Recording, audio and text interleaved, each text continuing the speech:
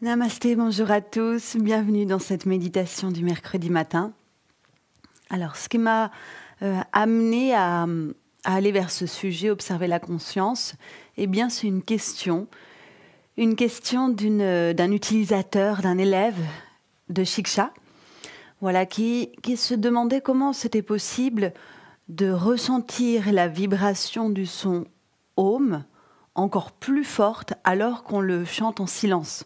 Donc on le pense, qu'on le crée à partir de son mental. Eh bien, tout simplement parce que dans le silence, on peut enfin se connecter à la conscience. Je vais développer un petit peu ce terme conscience. Et on peut utiliser plus qu'une seule de nos pensées pour amener cette vibration au niveau de la conscience. Donc c'est un niveau qu'on pourrait dire supérieur par rapport au niveau d'énergie qu'on connaît classique, c'est-à-dire ce corps de nourriture. Donc quand on fait le Om à voix haute, on va faire vibrer plutôt ce corps de nourriture, mais c'est déjà très intéressant. Et avec un Om subtil, on va se relier à la conscience. Alors, la conscience, on essaie de la goûter à chaque fois que nous pratiquons une respiration, une méditation, un temps de yoga, à condition que ce soit tourné dans ce sens. Et la conscience, c'est ce qui est à l'origine de toute forme de vie, de toute forme de création. C'est une forme d'énergie qui se manifeste dans la matière, mais qui n'est pas la matière. Mais c'est elle qui crée la matière et qui transforme. C'est pour ça que quand on regarde l'évolution de notre planète, de notre système, eh bien on peut voir une constante évolution dans la matière. Avant, il n'y avait pas que des cailloux. Après, il y a eu des plantes, des animaux, des êtres humains qui ont créé tout un tas d'objets, de fonctions dans ce monde. Et ça va aller comme ça en croissance, puisque la conscience ne fait que grandir. Des fois, on a l'impression qu'il y a une régression, mais pas du tout. La conscience qui agit à travers chaque être vivant ne fait que grandir. Donc, pour avoir cet accès à la conscience, la seule technique au monde, c'est le silence. C'est en faisant taire un peu plus nos pensées que nous pouvons ressentir en nous la conscience. Elle est en nous, mais elle agit à travers tous les êtres. Donc quand on pense moins, on se relie au grand tout. C'est aussi simple que ça. C'est aussi pour cette raison que quand on fait une méditation ou un cours de yoga, nous n'utilisons pas la musique, donc pas de son extérieur, pour essayer d'atteindre ce silence et ce contact avec la conscience. Voilà pour l'introduction. On va maintenant pratiquer cette observation de la conscience en méditation. Je vous invite à vous asseoir avec une colonne droite. La colonne droite, l'idée c'est aussi la conscience, puisque le lieu qui communique directement avec le grand tout, c'est le sommet du crâne. On essaie d'avoir un appel direct de la conscience depuis le sommet, en positionnant notre tête droite pour que le sommet du crâne soit ouvert vers le ciel. Et pour ça, il faut que le dos soit parfaitement redressé, étiré. De la détente dans les hanches, les jambes.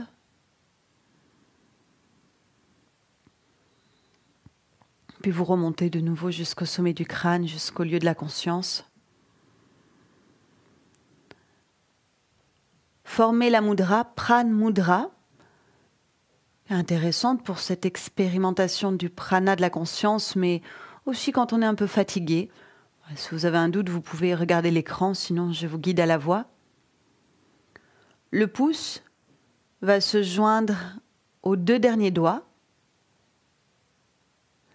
annulaire et auriculaire, et le deuxième et le troisième doigt, l'index et le majeur, vont rester tendus. Une fois que vous avez votre mudra, vous posez vos mains sur vos cuisses, vos genoux, et vous la gardez.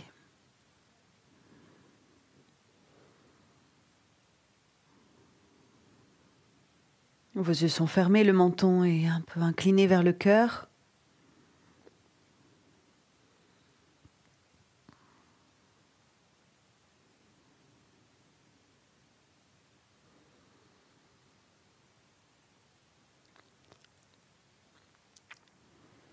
Commençons cette observation de la conscience.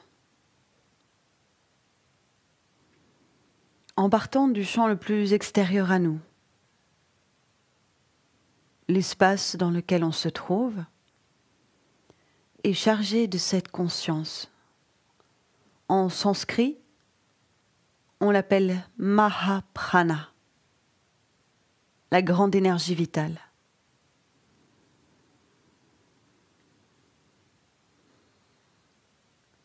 S'il y a un peu de lumière sur votre corps, derrière vos yeux, c'est la conscience. Si vous ressentez un filet d'air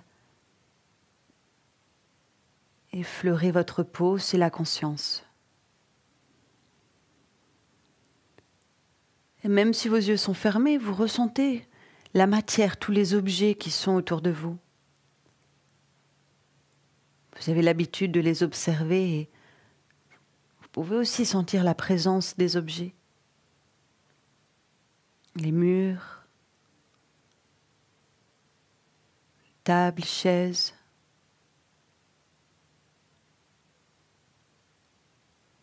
Les fenêtres.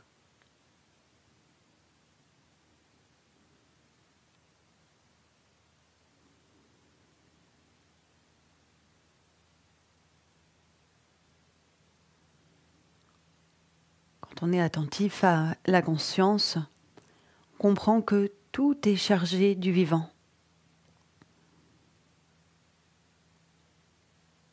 Même un simple objet est rempli d'énergie vitale.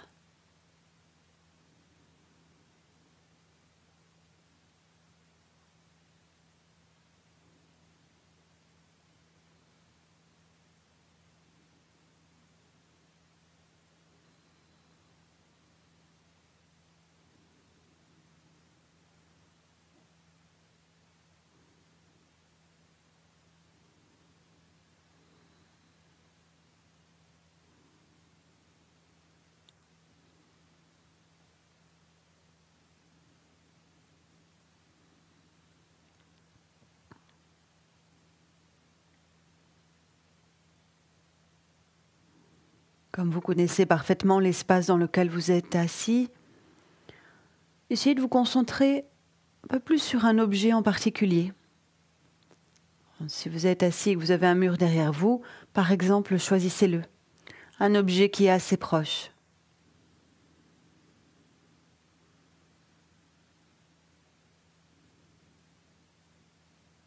Quand on capte les vibrations, la vie de l'objet,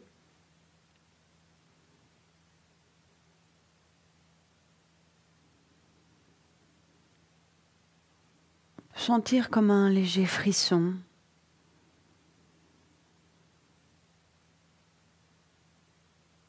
Ça réagit au niveau de notre peau. Non pas d'une façon intense, mais d'une façon subtile.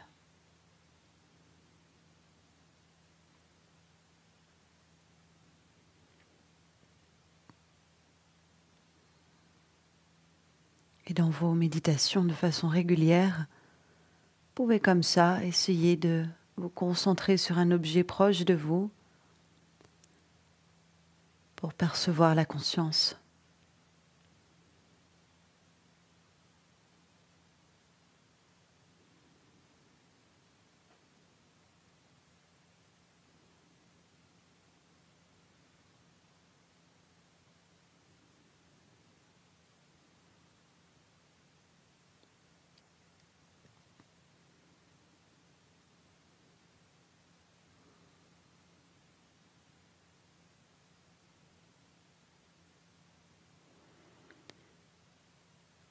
Maintenant, on se rapproche de nous, de notre corps, de notre constitution.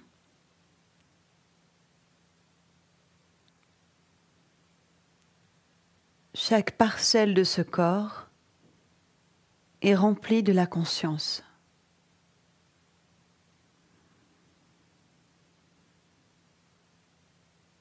Une intelligence supérieure qui agit à travers nous.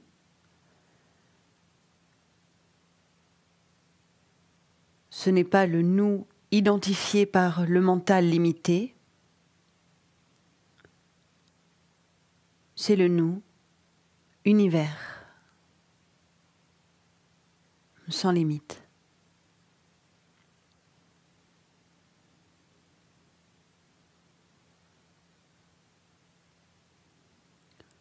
Déplacez-vous dans ce corps, allez de partout, sans même diriger, ça va se déplacer tout seul. Un mouvement va s'installer. Vous pouvez visiter jusqu'aux membres externes, jusque les orteils, les doigts. Allez vraiment de partout. Vous pouvez imaginer comme un serpent qui se déplace dans le corps.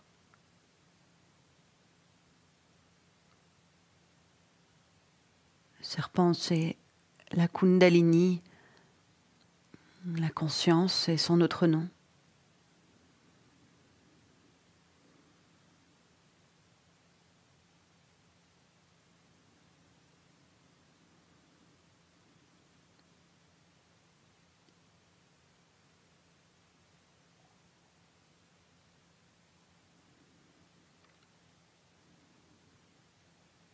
Pourquoi on visualise le serpent? Parce que en une fraction de seconde, il peut se redresser et grimper vers le sommet du crâne, rejoindre le lieu de la conscience.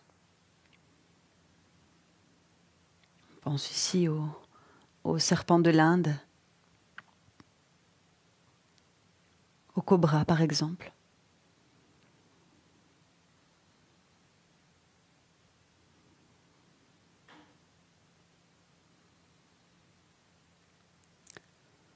Maintenant, ce serpent, cette Kundalini, vous l'orientez dans le corps.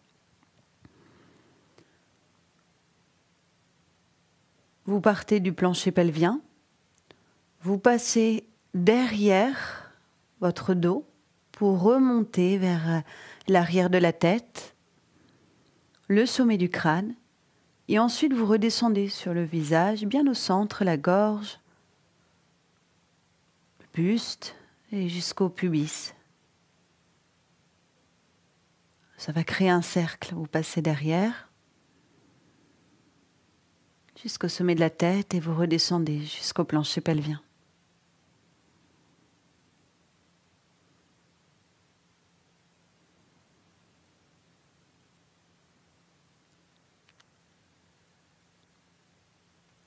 Ce circuit sur lequel vous vous concentrez, il est très important pour la communication avec la conscience. Comme tous les autres êtres faits de matière, nous sommes alimentés par un circuit d'énergie directement par la conscience. Le sommet du crâne, bien sûr, mais après c'est transmis par ces deux courants. Les deux que vous êtes en train de parcourir, celui derrière le corps et celui devant.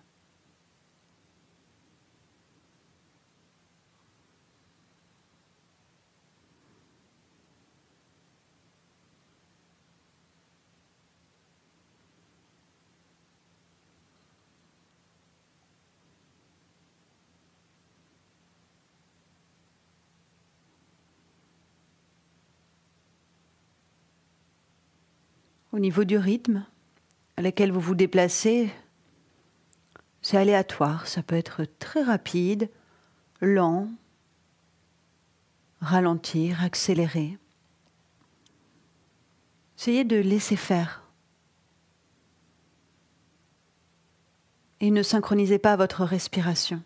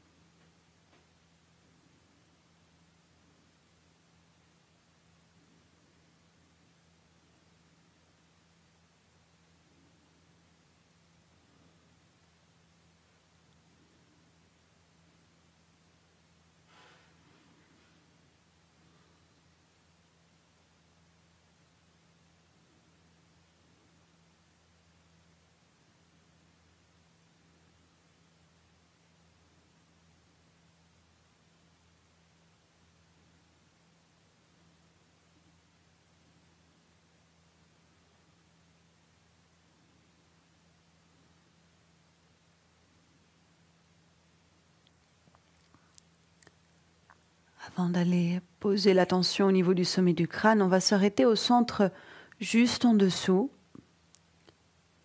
qui est proche déjà de la conscience, le troisième œil, le centre intersourcilier. Quand on pose notre concentration sur ce chakra, on associe une couleur de lumière. Il y a de fortes chances pour que ça se présente de façon instantanée. Dès que vous posez le regard sur votre œil plus intuitif, le troisième, il y a de la lumière dans la tête.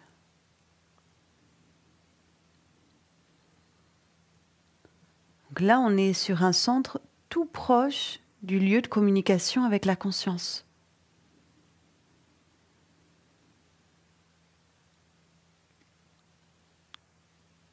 Ce lieu se situe au niveau du cerveau. C'est aussi proche du mental, des pensées.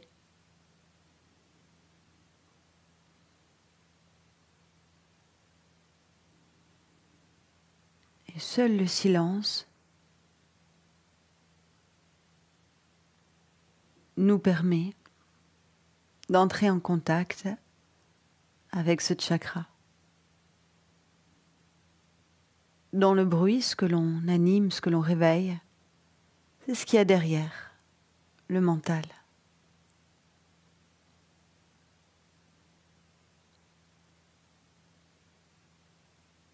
On pourrait dire que le mental qu'on utilise pour réfléchir, c'est le mental inférieur et le troisième œil, ce centre intuitif, le mental supérieur, proche de la conscience.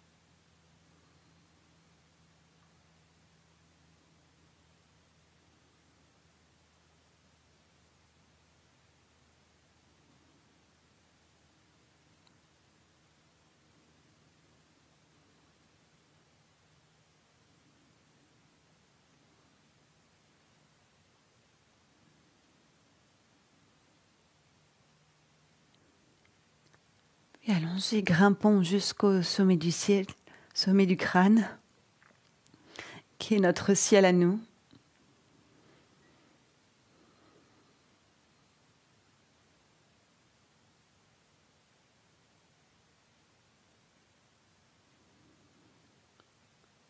Pour ne pas rompre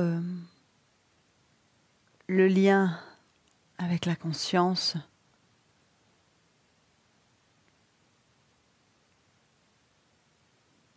on indique en yoga d'amener de la douceur sur ce lieu, comme par exemple se masser avec de l'huile ou ne pas mettre de l'eau trop chaude.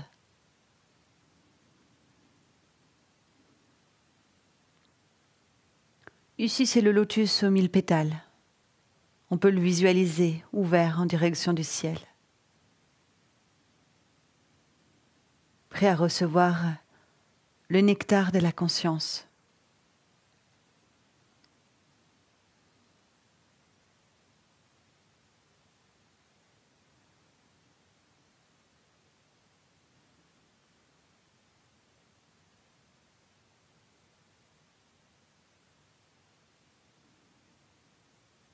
De parler tous les jours avec la conscience universelle augmente les possibilités de création, d'action, de force, de volonté d'un individu.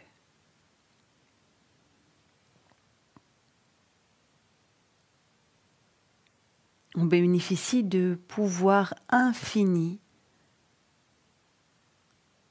de la transformation.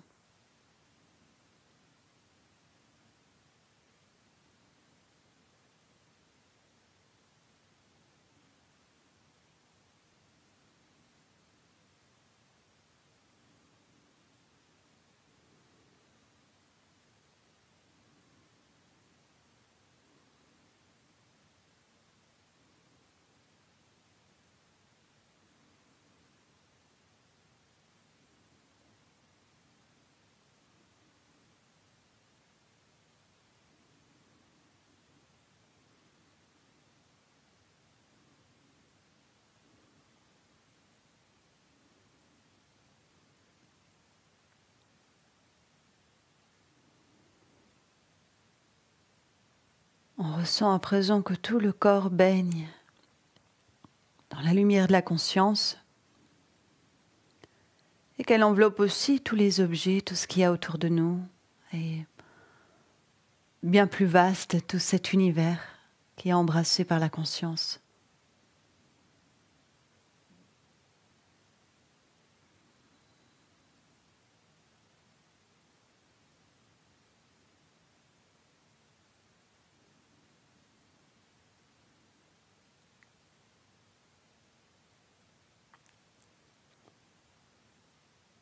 On appelle la conscience la mère universelle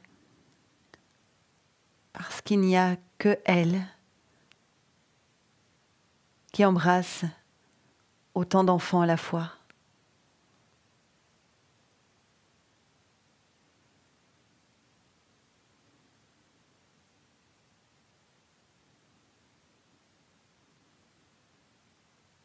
Restons encore quelques instants dans le silence de la conscience.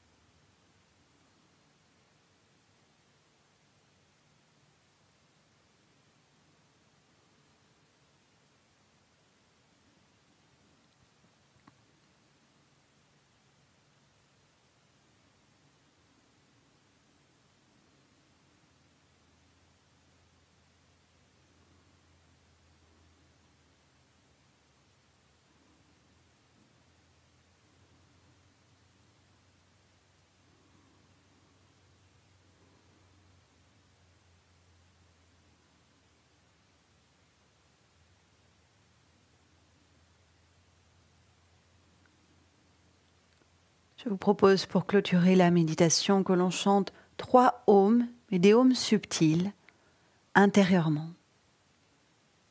Faisons-le ensemble. On inspire. Et sur notre expiration, en nous, en silence, sans aucun son, on chante Om.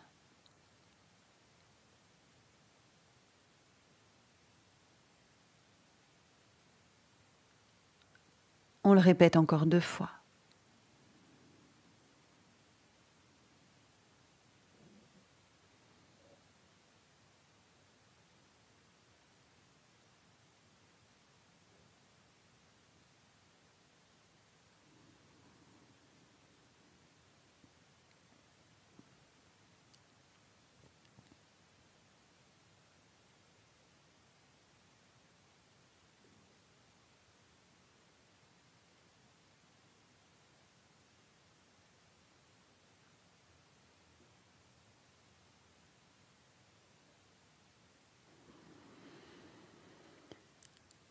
Parfait. On va sortir de la méditation ensemble. Pour se stimuler, on va joindre les mains, on va les frotter avec beaucoup d'énergie.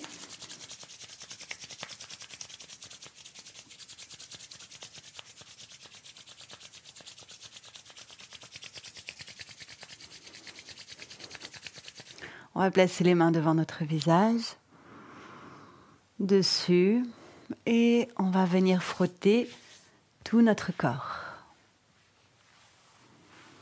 jusqu'aux pieds. Eh bien, merci à vous pour votre grande présence.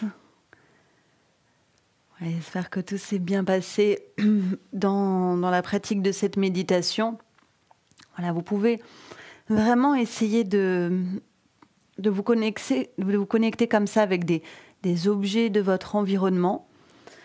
Ouais, ça peut paraître un petit peu bizarre puisque dans la conception de beaucoup d'êtres humains, quand c'est un objet, c'est inanimé à tel point que des fois on pense même qu'un arbre n'a pas de vie. Voilà, alors on peut comme ça faire des expériences en essayant de sentir les vibrations de tout un tas d'objets, puisqu'il y a la même source d'énergie que dans notre corps. Simplement, elle ne s'est pas transformée de la même façon.